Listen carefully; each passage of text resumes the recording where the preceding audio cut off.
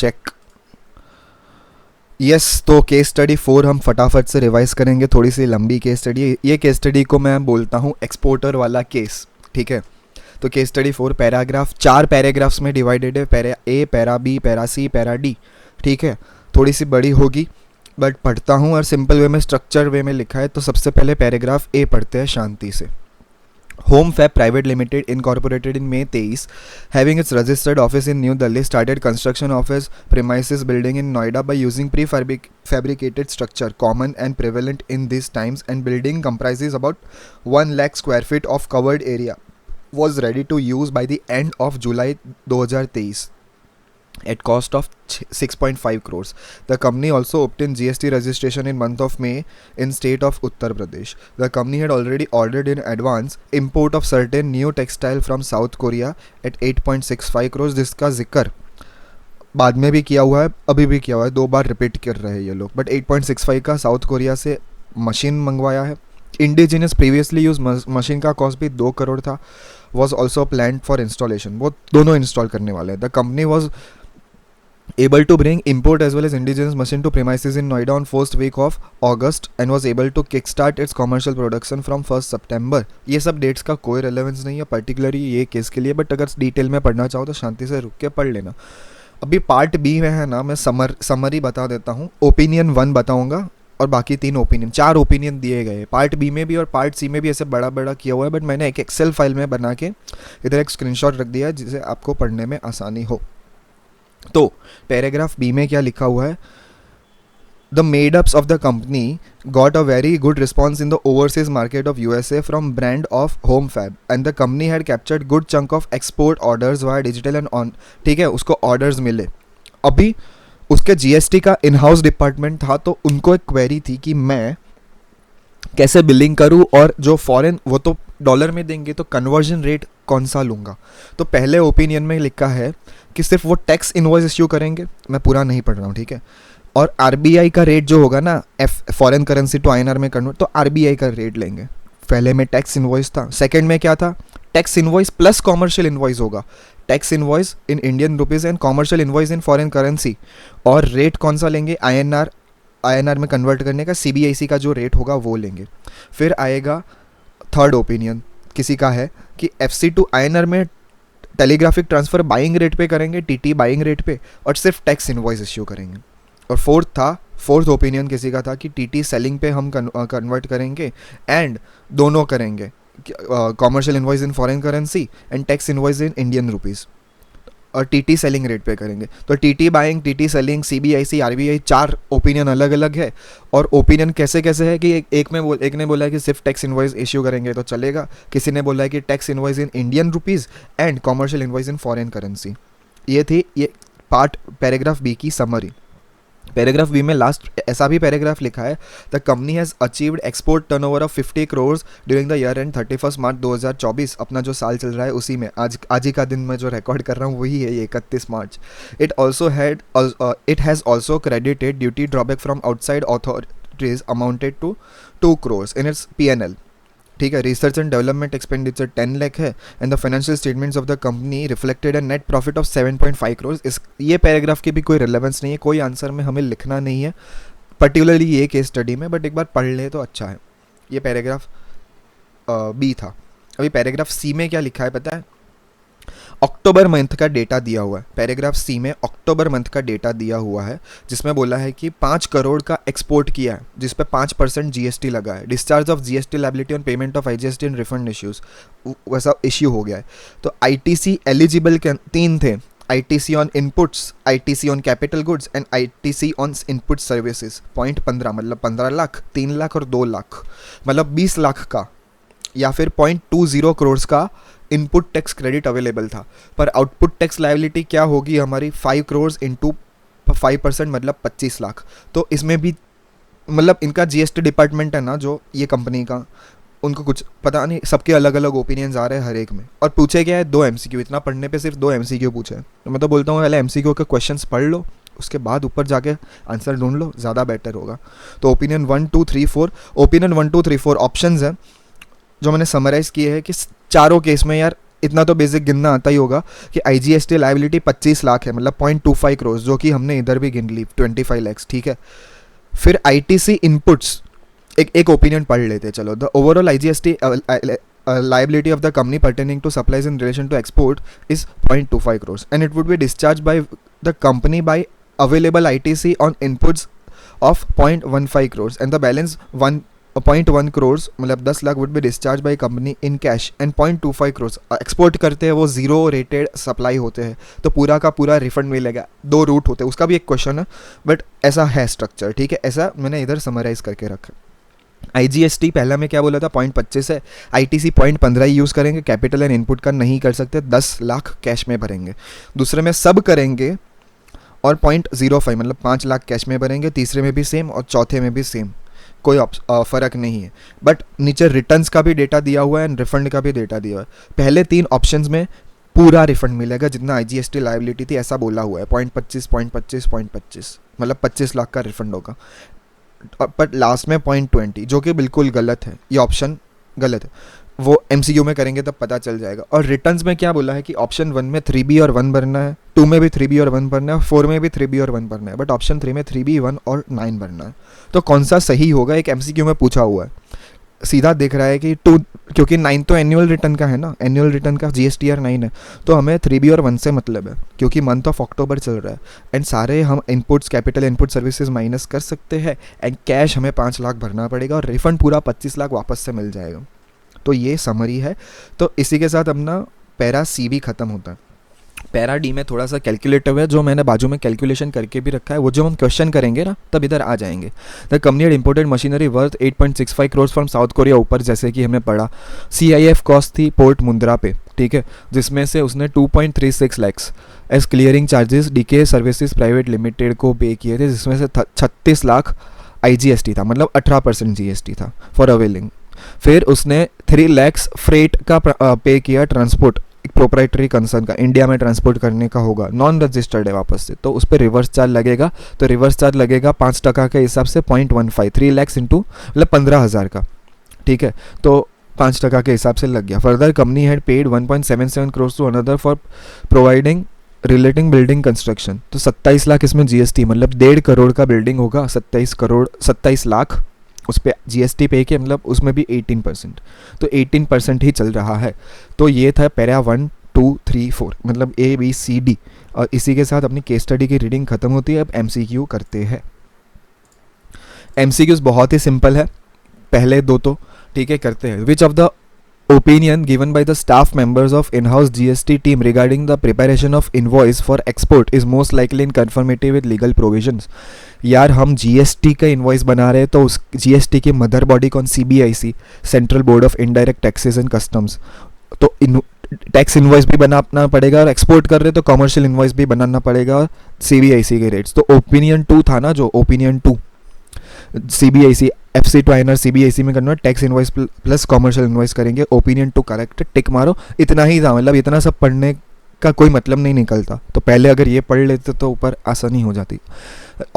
MCQ 2 में क्या बोला है कि tax liability of the said company for the month of October, अक्टूबर वाला जो हमने नहीं देखा, जो मैंने एक्सेल वाला ये बनाया था, अक्टूबर में 25 लाख की लाइबिलिटी बन रही थी, उसमें कौन सा ओपिनियन करेक्ट है। तो उसमें ओपिनियन दूसरा करेक्ट है, हमने तब भी देख लिया था। दूसरा और तीसरा ऑलमोस्ट सेम है, ठीक है, और पर 9 नहीं भरना है, GSTR 9 नहीं भरना है क्योंकि वो एनुअल रिटर्न है, इसीलिए ये ऑप्शन 3 हार गया। ऑप्शन 2 इज द, तो ऑप्शन जब हम पढ़े ना तो ऐसे हम लिख सकते हैं, एग्जाम में समरी कर सकते हैं, तो हमें आइडेंटिफाई करने में आसानी हो। अभी थर्ड एक इंटरेस्टिंग है, टेबल दिया है, मैच द फॉलोइंग नहीं करना है। In context of machinery purchase, machinery जो परचेज की ना पॉइंट नंबर D में, पार्ट नंबर D में, clearing charges, freight charges etcetera जो पे किए ना पैरा D में इन द केस स्टडी, जो लास्ट वाला था जो मैंने बोला कैलकुलेटिव है, ठीक है, तो उसमें से कौन सा सही है। तो कॉम्बिनेशन 1 1 सही है, 3,07,000 का TDS आएगा। कैसे आएगा एक बार देख लेते हैं। उसने 2,36,000 रुपये का क्लियरिंग चार्जेस पे किया, किसको, DK प्राइवेट लिमिटेड को, कंपनी है तो कंपनी है तो 994C में 2% TDS कटेगा, तो 2 लाख पे 2% इधर किया हुआ है 4,000, ठीक है। फिर आएगा 2 लाख क्यों लिया? 36,000 जो जीएसटी है उसका तो आईटीसी मिलेगा ना, 36,000 का तो उसको साइड में रखते हैं, उसका तो आईटीसी मिलेगा। 2 लाख पे टीडीएस कटेगा ग्रॉस अमाउंट पे हमेशा। 3 lakhs जो है ना, 3 lakhs वो उसको वो फ्रेट पे किया है बट प्रोपराइटरी है तो 194C ही लगेगा बट 1% हो जाएगा, तो 3 lakhs इंटू 1% 3,000। फिर पे किया services of building construction, building construction की सर्विसेज है, बिल्डिंग तैयार परचेस किया होता तो उस पर तो कोई जीएसटी नहीं पर करना था, वो तो सप्लाई ही नहीं मानी जाती, बट बिल्डिंग कंस्ट्रक्शन सर्विसेज है तो उसमें हम 1.5 करोड़ हमने वैल्यू निकाली थी, तो 1.5 करोड़ का 2%, 1.5 करोड़ का 2% 3 लाख होता है, तो 3 लाख प्लस 4,000 प्लस 3,000 मतलब 3,07,000। हमारा ऑप्शन ए मतलब जो फर्स्ट ऑप्शन है ना इसमें वो 3,07,000, बट 3,07,000 तो इधर भी है, तो क्या करें? देखो जो कैपिटल एसेट होता है उसकी आईटीसी तुरंत नहीं मिलती है, बिल्डिंग कंस्ट्रक्शन की 27 लाख की आईटीसी अभी नहीं मिलेगी ऑन मंथ ऑफ अक्टूबर में, नहीं मतलब जो भी चल रहा है उधर नहीं मिलेगी, जो मंथ चल रहा है उधर नहीं मिलेगी। ये 36,000 है ना, 36,000 एंड ये 15,000 उसकी मिल जाएगी, तो 36 प्लस 15,000 51,000 मिलेगा, 51,000 का आईटीसी मिलेगा, तो 51,000 का अवेल कर सकते हैं आईटीसी, तो ए ऑप्शन करेक्ट है। इसमें आगे बढ़ते हैं फटाफट। अभी the company is under statutory obligation to submit documentary evidence regarding proof of import of machinery. Import किया है उसका प्रूफ कैसे करना है, ये वापस से कस्टम्स जो है ना इनडायरेक्ट टैक्सेस में पढ़ते हैं पेपर 5 में, उसका सवाल है, उसमें डायरेक्टली आंसर पढ़ते हैं, इसमें कुछ याद ही रखने वाला पॉइंट है। बिल ऑफ एंट्री चाहिए, बिल ऑफ लाइटिंग जैसा नहीं चाहिए हमने को, कुछ बिल ऑफ एंट्री चाहिए एंड उसकी copy concern branch of bank को देंगे, ना कि कोई जीएसटी के ऑफिसर को। जीएसटी को ऑफिसर से कुछ मतलब नहीं है, बैंक चेक करेगा, इसने ये डेलीगेशन ऑफ वर्क है जीएसटी डिपार्टमेंट ने किया है, तो कंसर्न बैंक को करेंगे, उसको प्रूफ देंगे कि हाँ हमने इंपोर्ट किया है मशीनरी। तो bill of entry copy is required to be submitted to concern branch of bank through whom the import transaction was channelise, मतलब ऐसा नहीं कि कोई भी बैंक को, जिस बैंक से हमने चैनलाइज किया है ट्रांजेक्शन वही।